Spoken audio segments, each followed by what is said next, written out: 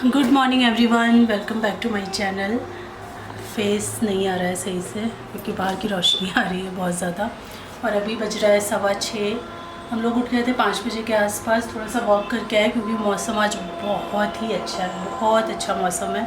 कल थोड़ी बहुत बूंदाबांदी शाम को हुई थी, कल तो गर्मी थी लेकिन शाम के टाइम बूंदाबांदी भी नहीं कहूँगी, थोड़ी बहुत बारिश हुई है। और बहुत हवा बहुत सुंदर वाली, एकदम ठंडी ठंडी वाली चल रही है। सोचा थोड़ी देर घूम के आते हैं, तो थोड़ी देर घूम के आए 1 घंटा। और अभी प्यास लगी है, पानी पीऊँगी और उसके बाद बनाना शुरू करूँगी मैं टिफ़िन। सिद्धार्थ का उसका स्कूल है और बहुत कम टाइम बचा मेरे पास क्योंकि बाहर निकल गया ना घूमने के लिए।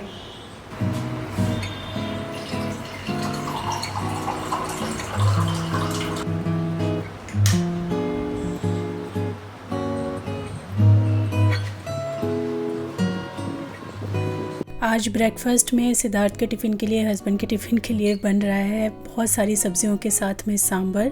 और इडली बना रही हूँ, लेकिन सूजी वाली इडली बना रही हूँ।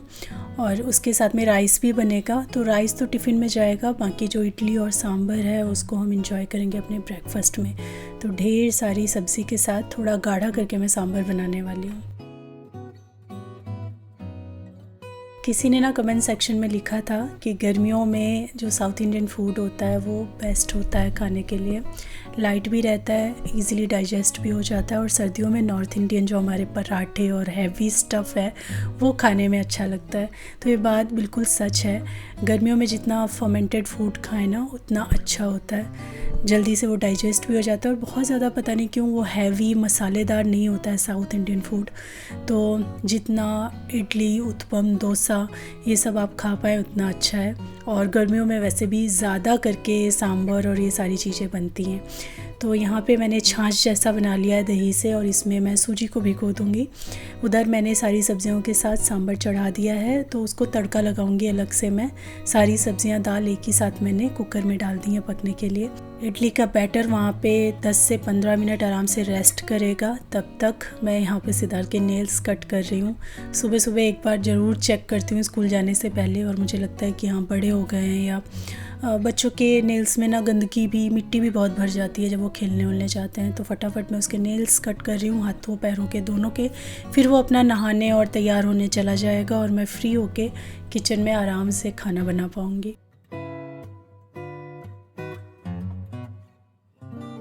थोड़ा सा न्यूट्रिशन वैल्यू और बढ़ाने के लिए मैं कोशिश करती हूँ कि हमेशा इडली के अंदर कुछ ऐसी सब्ज़ी ऐड करूँ जो सिद्धार्थ आराम से खा लेता है। तो उसमें बीट रूट या फिर पालक वगैरह डालूँ ना, तो हो सकता है वो नखरा करे। हालांकि ट्राई मैंने नहीं किया, लेकिन हाँ गाजर बड़े आराम से खा लेता है। तो मैंने एक बड़ी सी गाजर अच्छे से ग्रेट करके इडली के बैटर में मिला दी है।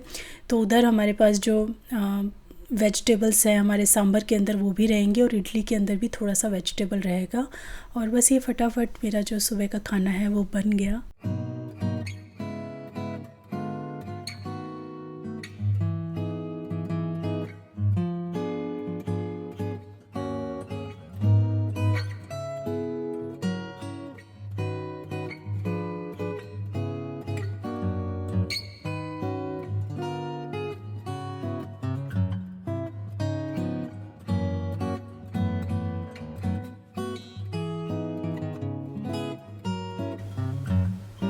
नहा के आने के बाद ना इतना फ्रेश फील हो रहा है, मैं आपको बता नहीं सकती। सर्दियों में आदमी नहा के आने के बाद एकदम ठिठुर जाता है, ऐसा लगता है क्यों नहाया, क्यों नहाना पड़ता है। और गर्मियों में नहा के इतना फ्रेश फील होता है ना जिसका कोई जवाब नहीं है। लगता है कि बस बार बार दिन में कई बार नहाते ही रहें। और वैसे भी आज मैंने ना मेडिमैक्स साबुन मंगवाया था जिसमें बड़ी आयुर्वेदिक सी खुशबू, और उससे नहाने के बाद अभी तक सौंधी सौंधी खुशबू आ रही है और बाथरूम से भी खुशबू आ रही है, इतना महकता है। जब शुरू में खोलो ना कोई भी साबुन का पैकेट, तो 1-2 दिन वो बहुत महकता है, उसके बाद उसकी स्मेल ख़त्म हो जाती है। ऐसा लगता है कि ऊपर ऊपर ही स्मेल डाल के रखते हैं बस। कोई भी साबुन किसी भी ब्रांड का आप यूज़ कर लो, ये रहता है, कभी नोटिस करना। तो मैं वैसे आपसे मिल रही हूँ बहुत देर के बाद, लगभग 3 से 4 घंटे हो गए। सुबह वही मुझे लगता है 7:30 बजे से पहले मैंने थोड़ा सा व्लॉग बनाया था। उसके बाद घर के मैंने बहुत सारे काम निपटाए हैं, और अभी नहा के जस्ट मैं आई हूँ। आज मैं आपके साथ अपना अलमीरा वाला टूर और कैसे मैंने इसको ऑर्गेनाइज़ किया हुआ है और कैसे मैंने इसको बनवाया है वो आपके साथ शेयर करने वाली हूँ। हालांकि अलमीरा जो है मैं 10 दिन पहले ही ऑर्गेनाइज़ कर चुकी हूँ, लेकिन बीच में ना टाइम नहीं मिला और थोड़ा मन भी नहीं किया, पता नहीं क्यों।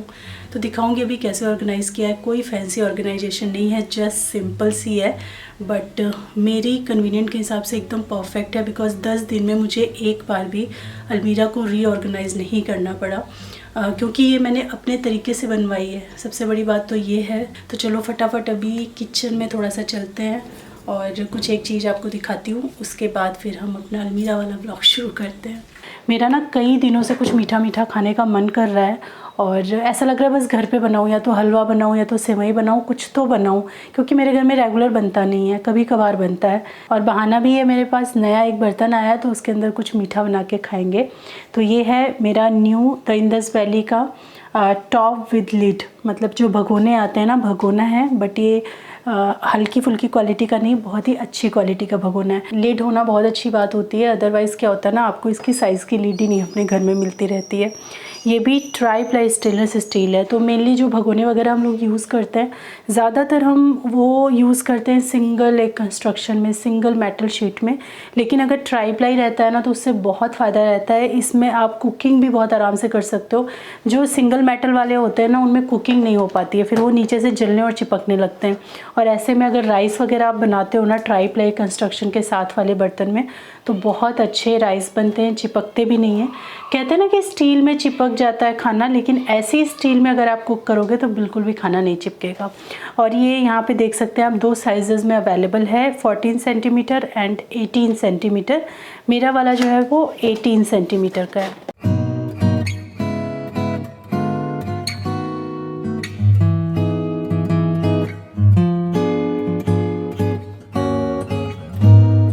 तो ये है हमारा ट्राई प्लाई स्टेनलेस स्टील का टॉप विद लिड। इसे आप गैस स्टोव पे चला सकते हो, ग्लास स्टोव पे चला सकते हो, इंडक्शन फ्रेंडली भी है और इवन डिश वॉशर सेफ़ भी है। तो हर तरीके से आप इसको रफ़ एंड टफ़ यूज़ कर सकते हो। इंडस वैली के जितने भी कुकवेयर हैं वो 100% फूड सेफ़ है, केमिकल फ्री हैं, किसी भी तरीके की ऊपर से केमिकल कोटिंग उसमें नहीं की गई है और खाना बनाने के लिए बिल्कुल सेफ़ है और आपके खाने के न्यूट्रिएंट को भी 85% तक प्रिजर्व करते हैं। इस स्टोव को आप दूध उबालने, चावल बनाने, किसी भी तरीके की इवन कुकिंग करने के लिए भी, किसी चीज़ को तड़का वगैरह देना है ना, तो वो भी आप इसमें कर सकते हैं, क्योंकि ये बॉटम से काफ़ी थिक है और आपके खाने को जलने बिल्कुल नहीं देगा। तो अगर आपको ये पसंद आया है, आप इसको बाय करना चाहते हैं, तो लिंक आपको डिस्क्रिप्शन में मिल जाएगा।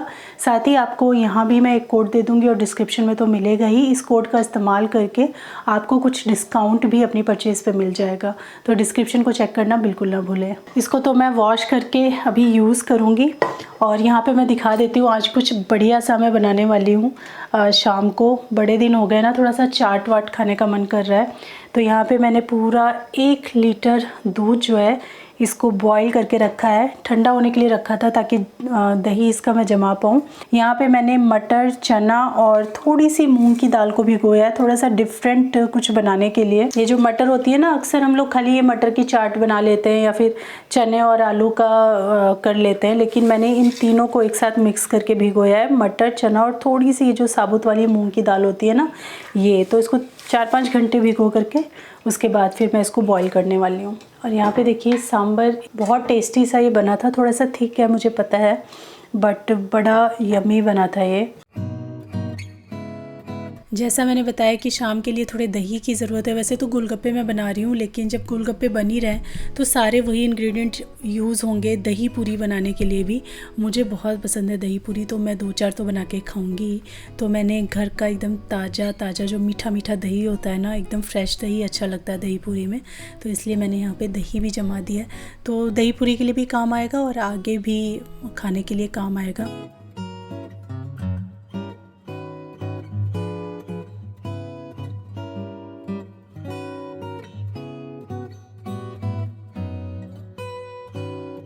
और चलिए अब आपके साथ शेयर करती हूँ मैं अलमीरा ऑर्गेनाइजेशन।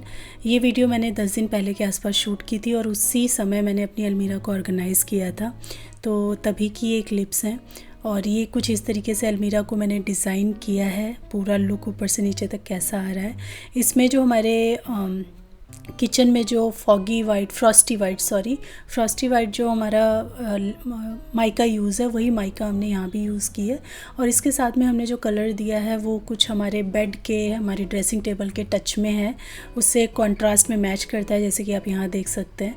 तो एक मैचिंग भी क्रिएट होती है पूरे रूम में। तो इस तरीके का कुछ ये कलर है और इस तरीके की अंदर से अलमीरा अभी दिख रही है। जैसा मैंने बताया कि मैंने काफ़ी दिन पहले वीडियो शूट किया, तो उस समय जब हम शिफ्ट हुए थे, सारी चीज़ें अंदर फोल्ड रखी हैं, अच्छे से सब कुछ है, लेकिन सब भरी हुई हैं, बस वो ऑर्गेनाइज नहीं है, सेग्रीगेट नहीं है। तो आज मैंने सोचा कि चलो 2-3 घंटे आराम से देख के इस अलमीरा को अच्छे से सेट कर दिया जाए और हर चीज़ को अपनी एक जगह दे दी जाए।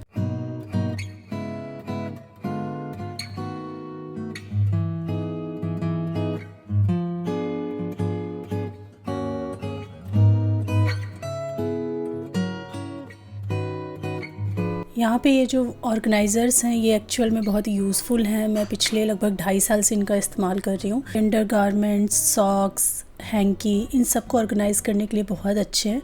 2.5 साल यूज़ कर चुकी हूँ, अभी तक ठीक ठाक चल रहे हैं। एक आध बीच के कंपार्टमेंट जो हैं वो उनकी सिलाई खुल गई है, बाकी ये यूज़ करने लायक है, मतलब अभी थ्रो नहीं करने वाले हैं, यूज़ कर सकते हैं। तो मैं इनका लिंक भी दे दूँगी डिस्क्रिप्शन में, जस्ट इन केस किसी को चाहिए हो तो।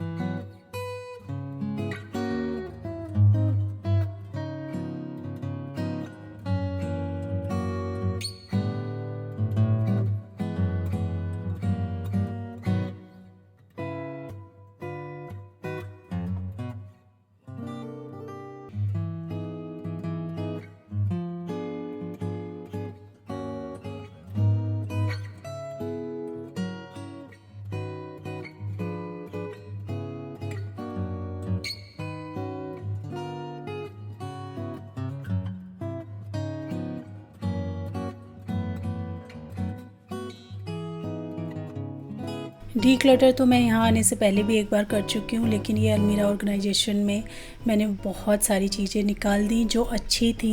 यहाँ पे जो 2 जीन्स दिख रही हैं, इसमें से नीचे वाली जो है मैंने एक बार भी नहीं पहनी है, उसकी थोड़ी फिटिंग गड़बड़ है। और ये सारे सूट जो मैं चांदनी चौक से लाई थी, ये सब मैंने निकाल दिए देने के लिए। अभी टाइम हो रहा है आई थिंक 11 के करीब हो रहा है, और सुबह से बस मैं ये अलमीरा भी काफ़ी सामान अभी फिर भी रखा हुआ है, बहुत सारी चीज़ें मिल नहीं रही हैं। जैसे एक तकिया का कवर है, एक नहीं मिल रहा है, तो मुझे हर जगह ढूंढना पड़ रहा है, इस अलमीरा में, उधर है, कहाँ है। तो एक साथ लगभग 2 अलमीरा मेरी अरेंज हो गई हैं। सिद्धार्थ की भी काफ़ी हद तक मैंने कर दी है, ये 95% में कहूँगी एकदम अच्छे से अरेंज हो गई है। ये जो कुछ कुछ कपड़े हैं ना, बस ये मुझे एडजस्ट करने हैं थोड़े बहुत, और कुछ बहुत चीज़ें जो हैं वो बेड में डालनी है। उसके बाद आपको अलमीरा का टूर में दे दूँगी। आप में से ना बहुत सारे लोग मुझसे होम टूर के लिए पूछ रहे हैं। एक्चुअली बहुत सारी चीज़ें अभी छोटी छोटी हैं जो कंप्लीट नहीं है, और ये ऑर्गेनाइजेशन से रिलेटेड नहीं है, वो तो मैं कंप्लीट कर रही हूँ, और जो बचा हुआ है वो आपके साथ शेयर करते करते कंप्लीट करूँगी। वैसे तो सारा घर जो है वो सेट हो चुका है। चीज़ें क्या हैं, जैसे मैं आपको बेडरूम में दिखा देती हूँ। बेडरूम की ये जो हमारी बेड के पीछे वाली वॉल है बिल्कुल खाली है, तो जो इसमें पुरानी पेंटिंग लगी हुई थी वो हटा के हस्बैंड दूसरी चेंज करना चाह रहे हैं। मैं कह रही हूँ तब तक के लिए वही लगा दो, काफ़ी खाली खाली सा लुक आता है, तो सोच रहे हैं यहाँ पे कुछ लगाने के लिए। अभी ना वो कहते हैं ना, जो छोटी छोटी चीज़ें हैं, जो कुछ कुछ चेंजेस हैं जो हमने सोचे हुए हैं, वो कंप्लीट नहीं है, इसीलिए हम रुके हुए हैं। एक दिन हस्बैंड को संडे टाइम मिलता है, और उस दिन फिर वो सिद्धार्थ की क्लास उसको लेकर जाते हैं, जिसमें 3-4 घंटे ऐसे ही निकल जाते हैं। उसके बाद उनके पास ना ही एनर्जी बचती है, और फिर अगले वीक के लिए रेडी होने के लिए कुछ तो चेंज होना चाहिए ना। संडे के दिन बंदा आराम करे, घूमे फिरे, अपने मन की चीज़ करे, टीवी देखे। तो उस संडे भी उनको कहीं लेकर जाना आसपास की, ये चलो दिला दो, वो दिला दो, या उनका खुद का भी वो चाहते हैं लेकिन इतना उस वजह से ना जा नहीं पाते। हमारे लास्ट वाले ऑफिस में ये था कि सैटरडे संडे 2 दिन छुट्टी होती थी, हर सैटरडे नहीं होती थी, सेकंड और फोर्थ सैटरडे होती थी। तो वो जो 2 दिन है ना एक्स्ट्रा, वो इतना एनर्जी देते थे ना। ये सैटरडे भी आप ये सोच के काम करते थे कि अगले सैटरडे 2 दिन की छुट्टी मिल रही है, तो वो 2 दिन बंदा 1 दिन काम करता था और 1 दिन अपने घर में जो उसको समय देना है वो देता था। इस ऑफिस में थोड़ा ये दिक्कत है। और दूसरा क्या है कि बहुत सारे प्रोजेक्ट्स आए हुए हैं कंपनी के अंदर अक्टूबर से ही, जब से हम लोग छठ से वापस आए थे, समझिए तब से ही हस्बैंड सुपर डुपर बिज़ी हैं। आपको वो वीडियोस में भी कम दिखते हैं। वो सुबह भी जैसे उठ जाते हैं ना, कभी 6 साढ़े 6 बजे उठ गए तो फिर 1 घंटा वो फाइलें लेके बैठ जाते हैं ऑफिस की, कुछ ना कुछ काम लेके बैठ जाते हैं। संडे की लास्ट अगर वीडियो आपने देखी होगी, उसमें भी वो ऑफिस का काम कर रहे थे चाय पीते पीते। तो अभी ऐसा चल रहा है थोड़ा सा ना, कहते हैं कि मैन पावर कम है और काम ज़्यादा है ऑफिस में। धीरे धीरे जैसे हायरिंग और होगी, जिसके लिए हम तो नहीं, एम्प्लॉय तो नहीं बोल सकता ना कि और हायर करो, मैनेजमेंट खुद ही देखता है।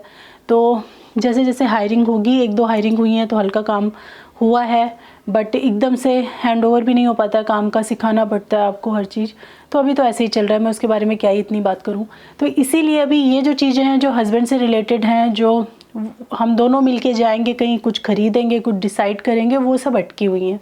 और जैसे कि ये बेड है, पहले आपको याद होगा मैंने उधर स्टडी टेबल रखा हुआ था उस साइड पे, इस साइड पे मेरी अलमीरा है, उस साइड स्टडी टेबल था, तो वो मैंने यहाँ कर दिया है क्योंकि सिद्धार्थ की स्टडी टेबल, उसका कीबोर्ड मैंने उसके रूम में शिफ्ट कर दिया है। तो ये बड़ा खाली खाली सा लगता है, मतलब कि एक बेड साइड में कुछ चीज़ें रखने के लिए होना चाहिए। तो बेड साइड टेबल हमको देखनी है, ये सारी चीज़ें हैं, क्या बताऊँ, काफ़ी सारी चीज़ें हैं जो सोच रहे हैं करने के लिए। तो वो सब जब हो जाएगा तब सोच रही हूँ मैं अच्छे से सजा हुआ घर का होम टूर दूँ। नहीं तो मैं ऐसा करूँगी, अभी जैसा है घर मैं होम टूर आपको दे दूँगी, ताकि यहाँ पे जो हमने चेंजेस किए हैं वो मैं आप लोगों के साथ शेयर कर सकूँ। तो आप लोग भी मुझे सजेस्ट करना कि एकदम आप सजा हुआ एकदम कंप्लीट हाउस देखना चाहते हो, उसके लिए फिर टाइम लग जाएगा, या फिर अभी मैं आपको होम टूर दे दूँ और जो चेंजेस वगैरह हमने किए वो सब दिखा दूँ आप लोगों को। बताना आप मुझे कमेंट सेक्शन में।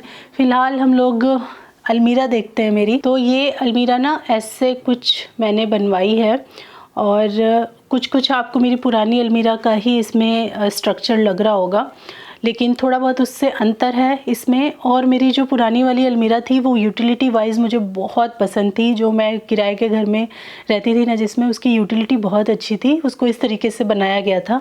तो उसी डिज़ाइन से इंस्पायर होकर मैंने थोड़ा सा और चेंज करके उनको बोला था मुझे ऐसा चाहिए। सबसे अच्छी बात है कि ये स्पेस मैंने यूज़ किया हुआ है, तो मुझे क्लियर आइडिया था कि कहाँ मुझे परेशानी हो रही है, कहाँ होगी, और कैसे मैं उसको सॉल्व कर सकती हूँ, क्योंकि मैं इसी स्पेस में रही हुई हूँ तो मुझे पूरा आइडिया था। क्योंकि यहाँ पे बेड और अलमीरा के बीच में ज़्यादा स्पेस नहीं है, बहुत नियर है, तो अगर मैं पूरा ऐसे ओपन होने वाले डोर्स ऐसे बनवाती तो एक तो खुलने में दिक्कत होता नीचे, और दूसरा क्या होता, मुझे बैठ करके और उसके बाद नीचे का सामान झुक झुक के सारा निकालना पड़ता। और जब इतनी मशक्क़त किसी भी जगह में आपको लगती है ना, तो आपका फंक्शनैलिटी कम हो जाती है, उस एरिया की यूटिलिटी कम हो जाती है, और ऑर्गेनाइजेशन एकदम ख़राब हो जाती है, ना आप उसको यूज़ कर पाते हो, ना उसमें कुछ रख पाते हो। तो इसके लिए मैंने डिसाइड किया था कि मैं यहाँ पे 3 ड्रॉर्स दिलाऊंगी, और इन ड्रॉर्स में हम अपने क्या क्या चीज़ें मैंने रखी हैं वो मैं दिखाऊंगी आपको। तो नीचे वाला ड्रॉर भी मैं बहुत आराम से ओपन कर सकती हूँ। देखिए, अगर यहाँ पे कैबिनेट होता तो क्या मैं इतनी चीज़ें ऑर्गेनाइज़ कर पाती? नहीं कर पाती। तो इस सोच के साथ मैंने इस अलमीरा को डिज़ाइन किया है।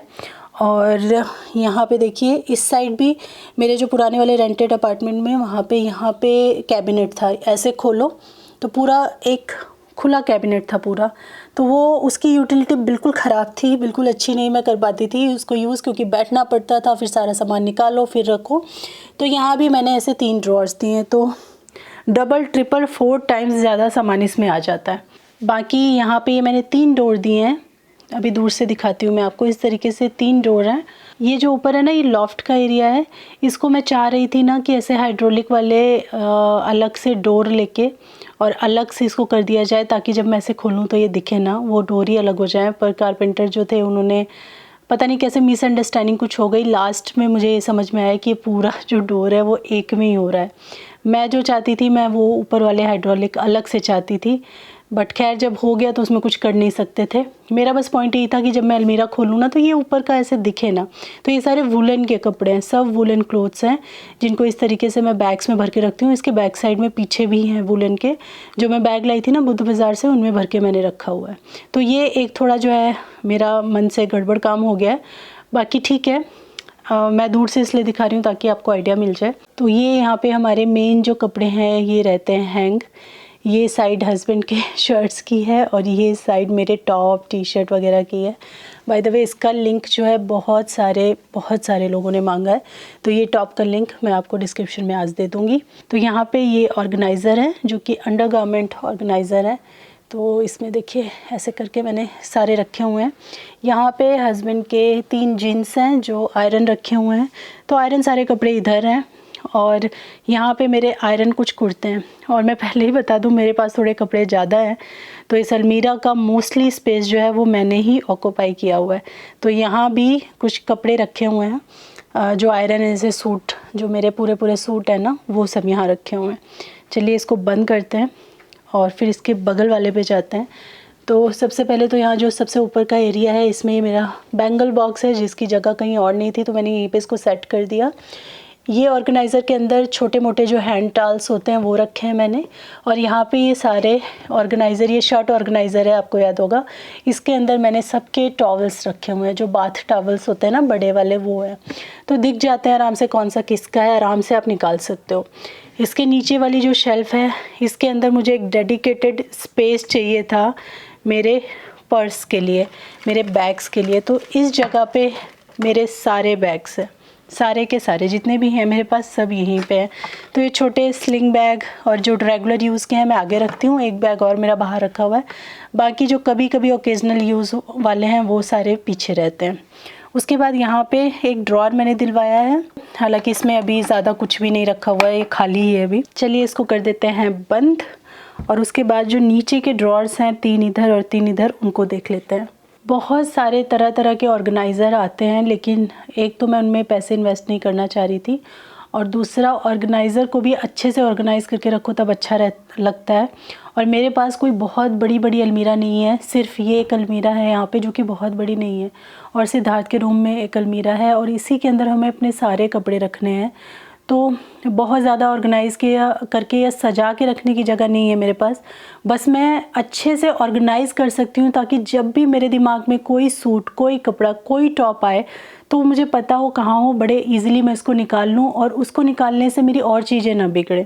तो इसीलिए मैंने कोई ऑर्गेनाइज़र यूज़ नहीं किए हैं। ज़्यादातर ऑर्गेनाइज़र की ज़रूरत वहाँ पड़ती है जब अलमीरा उतना आपके हिसाब से नहीं है, तो आप उसको अपने हिसाब से करने के लिए कुछ चीज़ें यूज़ करते हो। तो ऑर्गेनाइज़र इसमें कुछ नहीं मिलेंगे आपको। हालांकि एक ऑर्गेनाइज़र की मुझे कमी खटक रही है, मैं आपको दिखाती हूँ। जैसे कि ये वाला जो स्पेस है, इसके वर्टिकल स्पेस को यूज़ करने के लिए जो यहाँ पे under the shelf drawer type के आता है ना, वो मैं सोच रही हूँ, ताकि इसके अंदर और जो मेरे शॉपिंग बैग्स वगैरह हैं उनको मैं रख सकूँ। काफ़ी स्पेस है ना इसमें। तो ये एक ऑर्गेनाइज़र यहाँ पे यूज़ किया मैंने चीज़ों को, तो मुझे समझ में आया, इसीलिए मैंने पहले से कुछ नहीं ख़रीदा था और हड़बड़ी में भी कुछ नहीं ले रही हूँ। सारे जो अलमीरा हैं ये सॉफ्ट क्लोज़र है, तो आप ऐसे छोड़ भी दोगे तो ये अपने आप बंद हो जाएंगी। ड्रॉर्स नहीं है, सिर्फ ये डोर्स हैं। उसके बाद ये है फर्स्ट ड्रॉअर, जो काफ़ी बड़ा सा ड्रॉअर है, और कुछ इस प्रकार से मैंने इसको ऑर्गेनाइज़ किया है। और पिछले 10 दिन से ये इतना रत्ती भर भी नहीं बिगड़ा है। ऑर्गेनाइजेशन का मतलब यही होता है कि आपकी रखी हुई चीज़ें ना 1 मिनट में ख़राब ना हो जाए, लंबे टाइम तक आप उसको अच्छे से यूज़ कर पाओ। तो ये मैंने किस तरीके से ऑर्गेनाइज़ किया है, मैंने यहाँ पे सारे अपने जो सिंगल कुर्ते हैं और ड्रेसेस हैं वो रखी हैं। जैसे ये 2 मेरी ड्रेसेस हैं, ये कुर्ता है, ये सब एकदम विजिबल है। जब मुझे जो ज़रूरत लगेगी वो मैं निकाल लूँगी। और ऐसे अगर कपड़े रखे हों तो पहने भी ज़्यादा जाते हैं। ये मुझे लगता है इसमें लगभग 30 या 35 मेरे सूट जो हैं वो अच्छे से आए हुए हैं। इधर सारे कुर्ते हो गए, उसके बाद ये जो सेक्शन है ये सारे सेट हैं, या तो कुर्ता प्लाज़ो का सेट है या फिर कुर्ता प्लाज़ो दुपट्टा सब कुछ जो साथ में आता है ना उनका सेट है, ये सब सेट है। तो एक साथ मैंने चुन्नी उन्नी लगा करके ये सारे सेट रखे हैं। उसके बाद यहाँ पे बीच में मैंने ऐसे करके, मतलब ये वाले मैंने कुर्ते ऐसे लगाए हैं और ये वाले ऐसे लगाए हैं ताकि बैलेंस बना रहे। ऐसे लगाने से ना ये दोनों इधर और इधर वाले को पुश करके रखते हैं, जिसकी वजह से ये आपके स्टडी रहते हैं दोनों चीज़ और ख़राब नहीं होती हैं चीज़ें। तो बीच में ये सब मैंने कुर्ता प्लाज़ो के सेट हैं, ये सारे सेट हैं। फिर आती है सेकंड ड्रॉअर की बारी। तो भाई इसके अंदर हैं मेरे सारे कैजुअल वेयर, मतलब टी शर्ट और जीन्स। ये साइड जो मेरी है सारी जीन्स की है, इसमें सारी जितनी भी हैं मेरे पास सब जीन्स हैं। और जो जीन्स मैं थोड़े टाइम के लिए पहनती हूँ, जैसे आधे घंटे के लिए कोई जीन्स पहनी तो फिर उसको धोना उतना अच्छा नहीं लगता है ना कि आधे घंटे के लिए पहनी और धो दो। अगर आप 1-2 घंटे 3 घंटे के लिए पहनते हो तो फिर भी आप धोने में डाल सकते हो। तो उनको मैं क्या करती हूँ, यहाँ पे पीछे उल्टा ही फोल्ड करके रख देती हूँ। जैसे ये मेरी पहनी हुई है, सिद्धार्थ को स्कूल से लाने गई थी, बस उतनी ही देर पहना था मैंने। और ये वाली भी, ब्लैक वाली भी मेरी पहनी हुई है। उसके बाद ये जो सेक्शन है जो मैंने ये वाली टोकरी में करके रखे हुए हैं, इसके अंदर सारी लेगिंग्स हैं। ये सारी की सारी लेगिंग एक जगह हैं। तो कुर्ता ऊपर से निकालूंगी इस वाले ड्रॉअर से, देन यहाँ से लेगिंग्स को पेयर करूँगी और फिर तुरंत मेरे पास सेट बन जाएगा। तो कोई दिक्कत नहीं होती है। ये जो मैंने अरेंजमेंट किया है ना, ये बहुत फंक्शनल और बहुत यूज़ करने में कन्वीनियंट है मेरे लिए। ठीक है, तो यहाँ से ये आपकी टोकरी ख़त्म हो जाती है। तो इसमें कुछ कुछ प्लाज़ो भी हैं मेरे। ये वाली जो सारी साइड है ये सारे मेरे टी शर्ट्स हैं। उसके बाद यहाँ पे जो सबसे नीचे वाला लास्ट का ड्रॉअर है, चाहे ये ड्रॉअर है लेकिन फिर भी जो सबसे लास्ट वाला ड्रॉअर होता है थोड़ा सा उसको यूज़ करना उतना कन्वीनियंट वाला नहीं होता है। तो मैंने इसको दिया है जगह बेडशीट के लिए। यहाँ पे मेरी सारी बेडशीट तो नहीं कहूँगी मैं, बहुत सारी बेडशीट बेड में भी रखी हैं और कुछ बेडशीट सिद्धार्थ के रूम में भी रखी हैं, बट मोस्टली जो मेरी डेली यूज़ की हैं काफ़ी सारी बेडशीट, कुशन कवर्स और पिलो कवर्स इसमें आ गए। तो ये सारी साइड मैंने बेडशीट रखी हैं यहाँ तक। देन ये पिलो कवर्स हैं सारे, यहाँ पे कुशन कवर, यहाँ पे पिलो कवर। तो ऐसे ऐसे करके मैंने अरेंज किया है। और ये 10 दिन से टस से मस भी नहीं हुआ। कोई भी एक बेडशीट निकालती हूँ, दूसरी फोल्ड करके रख देती हूँ, तो बड़े अच्छे ऑर्गेनाइज तरीके से मेरा चल रहा है। तो यही होना चाहिए कि आप कैसी भी ऑर्गेनाइजेशन करो लेकिन उससे आप खुश होने चाहिए, उससे आपका काम अच्छा होना चाहिए। ज़रूरी नहीं है कि बहुत फैंसी और अच्छी अच्छी चीज़ें आप डालो उसमें। उसके बाद आते हैं इस साइड वाले ड्रॉअर्स पे। तो सबसे जो फर्स्ट ड्रॉअर है उसके अंदर मैंने हस्बैंड के जो डेली के कपड़े होते हैं, जो डेली पहनते हैं और जो कुछ टी शर्ट्स वगैरह हैं उनकी, वो रखी हैं। तो यहाँ पे सारे सामने की तरफ बॉटम वेयर हैं, देन ये पीछे की तरफ सारी टी शर्ट्स हैं, यहाँ भी जो एक आध जगह नहीं बची है तो यहाँ रख दी है मैंने। तो ये उनके लिए पूरा डेडिकेटेड है। उसके बाद फिर नीचे हम आ जाते हैं और इसमें थोड़ा बहुत जो मेरा काम का सामान है, एसेसरीज़ हैं, कुछ बस मेरे काम से रिलेटेड वगैरह चीज़ें हैं। और देन यहाँ भी आपको दिखेंगे कुछ कपड़े। मैं खुद ही भूल गई थी कि मैंने यहाँ कपड़े रखे हैं। तो यहाँ पे कुछ मेरी ड्रेसेस, क्योंकि इधर नहीं आई, तो ड्रेसेस, सूट वगैरह यहाँ पे हैं, कुर्ता वगैरह। उसके बाद सबसे लास्ट वाला जो ड्रॉअर है ये भी ऑब्वियसली मेरा ही है और इसमें मेरे डेली के सारे जो कपड़े हैं, जैसे मेरा नाइट सूट, मैक्सी पहनती हूँ मैं, कुछ बॉटम वेयर जो डेली के कपड़े हैं ना, वो मैंने इसके अंदर रखे हैं। तो कैसी लगी आपको ये मेरी सिंपल सी ऑर्गेनाइजेशन, बताना मुझे। और कहीं अगर आपको लगा है कि सरिता यहाँ पे तुम ये काम कर सकती हो तो सजेशन ज़रूर देना। चलो ये वीडियो मैं ज़्यादा बातें करके अब लंबा नहीं करूँगी, वैसे भी वीडियो ना बड़ी लंबी हो जाएगी। अभी मैं चलती हूँ किचन में और बनाना शुरू करते हैं चाट। और यहाँ पे मैंने पूरी तैयारी करी थी, चाट पार्टी हुई थी, बहुत ही अमेजिंग खट्टा चटपटा वाला पानी मैंने बनाया था आज। तो बहुत बहुत अच्छे सारे कॉम्बिनेशन लग रहे थे, लेकिन इस वीडियो में मैं आपके साथ शेयर नहीं कर पाऊँगी। ऑलरेडी वीडियो आप देख सकते हो इतनी लंबी हो गई है, हालांकि इसी में मुझे कंबाइन करके उसको डालना था, बट कोई बात नहीं, बहुत ज़्यादा लंबी वीडियो फिर आपको भी अच्छी नहीं लगेगी। मैं कल की वीडियो में ये सारी रेसिपीज़ वगैरह आपके साथ शेयर कर दूँगी, जो भी मैंने कुक किया वो सब कुछ शेयर करूँगी। बट फ़िलहाल अभी हम सेवइयाँ बना लेते हैं। भैया नया बर्तन आज अनबॉक्स किया है तो इसमें तो कुछ कुछ बनेगा ही। बहुत ही सिंपल सी जैसे सेवई की रेसिपी होती है वैसे मैंने बनाई है। और सिद्ध को ना थोड़ी सी गाढ़ी सेवई पसंद है, मतलब उसको वो जो दूध ज़्यादा होता है और उसमें सेवई कहीं कहीं दिखती है, पता नहीं क्यों वो वाली नहीं खाता है। हमें तो वैसे ही पसंद है, लेकिन आज मैं वैसे ही बना रही हूँ जो थोड़ा गाढ़ा करके बनेगा, जिसमें सेवइयाँ ज़्यादा दिखेंगी, दूध आपको कम दिखेगा। वो वाली सेवइयाँ मैं यहाँ पे बना रही हूँ। तो सबसे पहले हम पतीले के अंदर थोड़ा सा घी डालेंगे और जो सेवइयाँ आती हैं रोस्टेड वाली नहीं है मेरे पास, बिना रोस्ट वाली हैं, तो वो मैं इसके अंदर डाल के अच्छे से रोस्ट कर लूँगी जब तक वो एकदम लाल लाल नहीं हो जाती। सेवइयाँ एकदम अच्छे से लाल हो गई हैं तो अभी मैं इसके अंदर दूध ऐड कर दूंगी। तो ज़्यादा नहीं, सिर्फ आधा किलो दूध डाल रही हूँ। वैसे इतनी सेवई में आप 1 किलो दूध डाल सकते हो, बट जैसा मैंने बताया मैं ड्राई वाला वर्जन बना रही हूँ तो इसीलिए मैंने सिर्फ आधा किलो यहाँ पे दूध डाला है। और ये फुल फैट मिल्क है। अच्छी तरीके से इसको चला के उबाल लेंगे और इसी बीच में हम इसके अंदर ऐड कर देंगे इलायची, और साथ में चीनी तो एकदम लास्ट में ऐड होगी, सिर्फ इलायची मैं यहाँ पे ऐड कर रही हूँ। और इसके अंदर मैं कोई ड्राई फ्रूट्स भी नहीं डाल रही हूँ। और ये हमारी गाढ़ी गाढ़ी सेवई बनके तैयार है। अभी इतनी गाढ़ी नहीं लग रही है, जब ये ठंडी हो जाएगी तो और ज़्यादा गाढ़ी हो जाएगी। तो लास्ट में मैं इसके अंदर चीनी ऐड कर रही हूँ और बस ये सेवइयाँ बनके तैयार है। होपफुली आप लोगों को आज की वीडियो थोड़ी डिफरेंट लगी होगी और आपने एंजॉय की होगी। अगर कुछ भी अच्छा लगा है तो प्लीज़ वीडियो को लाइक ज़रूर दीजिएगा। बाकी कल मिलती हूँ एक नई वीडियो के साथ, तब तक के लिए thanks for watching, take care, bye bye.